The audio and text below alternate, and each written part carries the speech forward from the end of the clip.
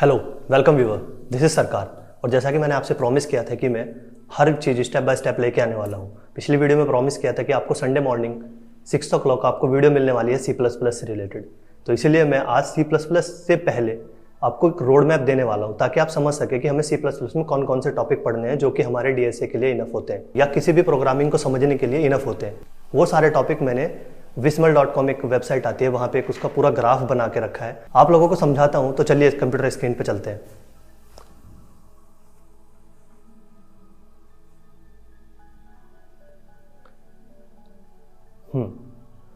तो जैसा कि आप देख पा रहे हैं C++ का रोड मैप है ये।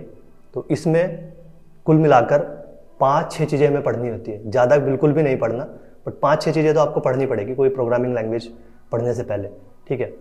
तो अभी अगर बात करें हम बेसिक ऑफ C++, किसी भी प्रोग्रामिंग लैंग्वेज को पढ़ने से पहले हमें सबसे पहले उसके बेसिक्स ही जानने पड़ते हैं, ठीक है। तो आप उस रिसोर्स पे पहुंच जाएंगे जहां से आप डेटा कंज्यूम कर सकते हैं, ठीक है। और कंज्यूमर नहीं बनना, हाँ, थोड़ा इम्प्लीमेंटेशन भी लानी है। डिक्लेरेशन की अगर बात करें तो उसके लिए भी मैंने यहाँ पे एक लिंक डाल रखा है, आप इसको रेफ़र कर सकते हैं। हर लिंक मैं खोल के नहीं दिखाऊंगा बार बार, क्योंकि इससे हमारा टाइम कंज्यूम ही होगा और ज़्यादा कुछ भी होने वाला नहीं है। इनिशियलाइजेशन ऑफ डेटा टाइप्स है, ठीक है। ऑपरेशन ऑन डेटा टाइप्स, ये आपको बेसिकली पढ़ना है। उसके बाद अगर बात करें किसी भी प्रोग्रामिंग का जो मेन चीज़ है वो होते हैं कंट्रोल स्टेटमेंट। कंट्रोल स्टेटमेंट में हमें पढ़ना क्या रहता है, 3 चीज़ें होती है बेसिकली। या तो एक तो लूप्स पढ़ लो, दूसरे अपने स्विच पढ़ लो, इफ एल्स पढ़ लो। इसके बाद हमारे कंट्रोल स्टेटमेंट ख़त्म से ही हो जाते हैं, मतलब ऐसा तो नहीं है ख़त्म हो जाते हैं, बट मान लो कि यही बेसिक है, ठीक है। अगर इतना कुछ आ जाता है तो बहुत कुछ आ जाता है। और इन सब के मैंने लिंक अटैच कर दिया, आप इन पे गो थ्रू कर सकते हैं, कोई दिक्कत वाली बात नहीं होगी आप लोगों के लिए। मुझे लगता है आसानी से फाइंड हो जाएगा, क्योंकि इसका लिंक मैं नीचे डिस्क्रिप्शन में डाल दूंगा, फाइंड आउट कर लेना। और तीसरी चीज़ जो कि C++ में हमें पढ़नी चाहिए वो है फंक्शंस, ठीक है। फंक्शंस को कैसे बनाते हैं, डिक्लेयर कैसे करते हैं, कॉल कैसे करते हैं, पैरामीटर पास कैसे करते हैं, रिटर्न कैसे वैल्यू होती है हमें फंक्शन से। बाकी रिकर्जन वगैरह ये सब बाद की चीज़ें हैं, बट इतना बेसिक है कि इससे हम DSA स्टार्ट कर सकते हैं इतना पढ़ने के बाद। इससे पहले तो थोड़ा सा मुश्किल रहता है, क्योंकि हमें जब हम सिंटेक्स में ही कंफ्यूज रहेंगे तो कैसा कर सकते हैं। अगर हम बात करें यहाँ से जो ऊप्स है, ऊप्स किसी भी प्रोग्रामिंग लैंग्वेज का, यानी आज के वर्ल्ड में अगर हम बात करें तो बहुत इंपॉर्टेंट है। कंपनीज भी इसके बारे में थोड़ा पूछती हैं, ज़्यादा तो नहीं पूछती, बट इसके कंसेप्ट यूज़ होते हैं कि ऊप्स होता क्या है। वैसे ये ना रियल लाइफ से ही ऑब्जर्व करके किसी ने डिज़ाइन किया है, ठीक है। इसको एक ये फॉर्मेट है, किसी भी प्रोग्राम को लिखने का एक फॉर्मेट है। जब हम किसी प्रोग्राम को ऊप्स के थ्रू लिखते हैं, पहले फंक्शन ओरिएंटेड प्रोग्रामिंग होती थी, अभी ऑब्जेक्ट ओरिएंटेड प्रोग्रामिंग है। तो इसका एक वे होता है लिखने का। इसमें हम कुछ रूल्स होते हैं जो फॉलो करने पड़ते हैं, कि हम क्लास बनाएंगे, फिर हम उसका ऑब्जेक्ट बना के ही क्लास की जो प्रॉपर्टीज़ हैं उनको यूज़ करेंगे। तो क्लास कैसे बनती है, इन सब का मैंने लिंक डाल रखा है, आपको थ्रू कर लेना। उसके बाद ऑब्जेक्ट कैसे बनता है, ठीक है। किसी भी क्लास का ऑब्जेक्ट कैसे बनता है, जैसे जावा में है ना, आप न्यू कीवर्ड का यूज़ करके ऑब्जेक्ट बनाते हैं। वैसे 5-6 वे होते हैं जावा में ऑब्जेक्ट बनाने के। C++ में भी ऐसे ही होते हैं। आपका काम है फाइंड आउट करो। इनहेरिटेंस क्या होता है, पॉलीमॉर्फिज्म क्या होता है, एनकैप्सुलेशन क्या होता है, ये सब के मैंने लिंक आराम से डाल दिए हैं। आप इजीली जाके गो थ्रू कर सकते हैं और डेटा को कंज्यूम कर सकते हैं। फिर C++ का एक इम्पॉर्टेंट टॉपिक जो है वो आ जाता है हमारे पास, वो है जी अपना pointer and memory management. Pointer की अगर बात करें क्या होता है पॉइंटर, तो मैं आसान शब्दों में बताऊं तो ये किसी जो डेटा टाइप्स है या किसी भी चीज़ का एड्रेस स्टोर करता है।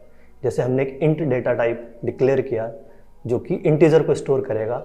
अगर हमें उस इंटीजर का एड्रेस पे जाना है तो वो पॉइंटर स्टोर करता है, ठीक है। जैसे डायनेमिक मेमोरी एलोकेशन, ये भी मैलोक है वगैरह। मैं ज़्यादा नहीं बताना चाह रहा हूँ ताकि आप इसको थोड़ा सा खुद जाके रिसर्च करें, खुद जाके पढ़ें, क्योंकि मैंने सबके लिंक डाल दिए हैं, ठीक है। वो जाके आप, अच्छा लगेगा आपको, मज़ा आएगा, क्योंकि जब हम बेसिक से सीखते हैं और हमें स्टेप बाय स्टेप कुछ सीखने को मिलता है तो मज़ा ही आता है। जब मैं स्टार्टिंग में सीख रहा था तो यही चीज़ें होती थी यार, पता ही नहीं चलता था कहाँ से स्टार्ट करें कहाँ से ख़त्म करें। बुक्स ले रखी थी, यशवंत कानेटकर ने सी लिखी थी। तो किसी ने बोला भाई इसको सॉर्ट करो, तो मैं वेक्टर बना के उसमें सारे एरे को कॉपी करके और वहाँ पे जाके सॉर्ट कर सकता हूँ। ये बहुत सिंपल वे है, क्योंकि STL हमें प्रोवाइड करता है प्री डिफाइंड, और जो हमारे पास पहले से ही फंक्शन बना के दे रखे हैं C++, जिसने भी बनाई, आप ऐसा समझ लो किसी कोई थर्ड पार्टी अंदर बैठा हुआ है, उसने हमें फंक्शन बना के दे रखे हैं।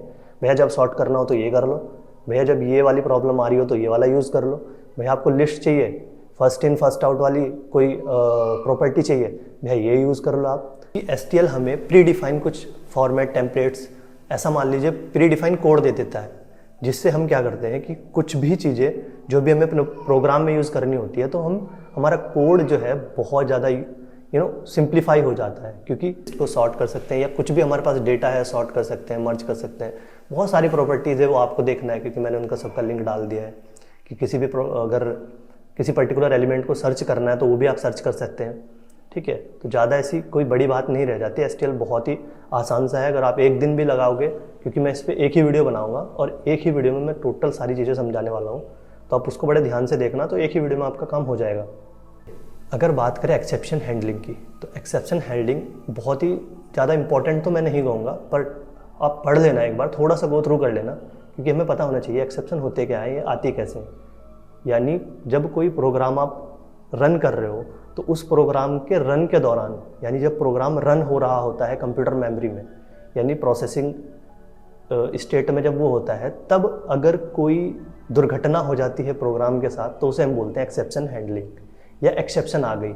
अब उसे हैंडल करना है, कैसे करना है, क्या है, वो सब अलग। जैसे एक मैं आपको दे देता हूँ, अगर आप किसी भी नंबर को 0 से डिवाइड करते हैं तो हमारा अनडिफाइंड आता है, हमें नहीं पता क्या आएगा, तो कुछ लोग इन्फिनिटी बोलते हैं, बट मैं अनडिफाइंड बोलता हूँ कि अभी डिफाइन नहीं है, हम नहीं पता क्या हो सकता है। तो उस तरह के एक्सेप्शन को बोलते हैं अर्थमेटिक एक्सेप्शन।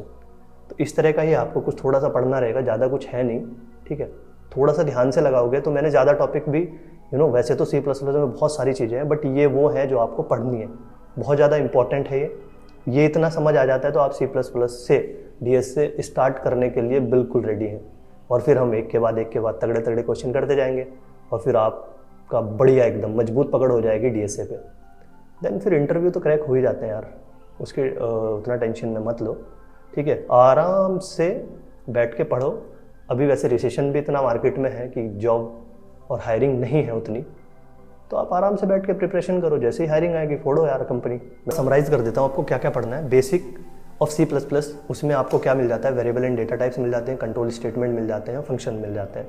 आप इन तीनों को एक बार थोड़ा सा ज़्यादा मास्टर भी नहीं करना है कि भाई चैंप बनना है उसमें, लेकिन हाँ ठीक है, अगर थोड़ा सा भी गो थ्रू कर लोगे तो आपको समझ आ जाएगा। कोई और प्रोग्रामिंग लैंग्वेज अगर आपने पढ़ रखी है तो समझो चांदी आपकी, फिर आपको ज़रूरत ही नहीं है कुछ करने की, एक बार में पढ़ते ही समझ आ जाएगा। मतलब ये जो मैंने इतना सारा काम दिख रहा है ना आपको, बहुत सारा काम है, ये 2 दिन का काम है आपको, C++ ख़त्म पूरा। और ऊप्स की बात हम करें तो ऊप्स में भी मैंने तो यार 1-2 दिन में पढ़ ली थी, लेकिन आप लोग भी 2 ही दिन में आराम से कंप्लीट कर सकते हैं ऊप्स को। ठीक है, पॉइंटर एंड मेमोरी मैनेजमेंट में आपको सीधा सब पता ही चल जाएगा यार, पॉइंटर होता क्या है। ठीक है, वो सब चीज़ें आराम से पढ़ लेना। STL का मैंने आपको बताया है, लिंक मैंने अटैच कर रखे हैं, आप डायरेक्टली जाके एक करके आप पढ़ सकते हैं। सो एल्गोरिथम्स वगैरह मैंने सब आपको बता ही दिया है। एक्सेप्शन हैंडलिंग ये भी आप आराम से पढ़ लेना एक बार थोड़ा। ठीक है, ज़्यादा कुछ ऐसे हार्ड नहीं है। सो आशा करता हूँ आपको वीडियो बहुत ज़्यादा पसंद आई है।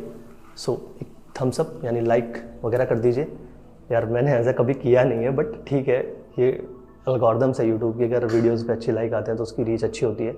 दूसरी चीज़, make sure subscribe my YouTube channel and press the bell icon. Bell icon का फ़ायदा क्या होता है कि जैसे ही मैं अपलोड करूँगा वीडियो कोई भी, तो आपको एकदम नोटिफिकेशन आ जाएगा और आप धड़ल्ले से फटाफट वीडियो देख सकते हैं, ताकि आप कंटेंट को मिस ना करें, पहली चीज़। दूसरी चीज़ ये कि यार कमेंट में बताओ इस वीडियो में जो भी आप लोगों को कमी लगी है या जो भी अच्छा लगा है, यार कमेंट करके एक बार ज़रूर बताना, ताकि मैं सुधार कर सकूँ। जैसे कि मैंने आपको बताया कि मेरा बिल्कुल नया चैनल है, बिल्कुल नया चैनल है। आप लोगों के सपोर्ट की ज़रूरत है यार, करोगे तो बढ़िया रहेगा।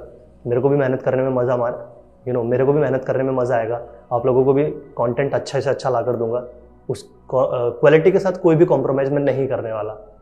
लिख के ले लो यार, ये तो कम वीडियो डालूंगा, लेकिन क्वालिटी एकदम बढ़िया तगड़ी ला के दूंगा, एकदम मस्त क्वालिटी ला के दूंगा, उसके तो कॉम्प्रोमाइज़ हो ही नहीं सकता। ठीक है, और लैंग्वेज का एक बार ज़रा कमेंट में बताना कि लैंग्वेज हिंदी इंग्लिश कौन सी यूज़ करूँ।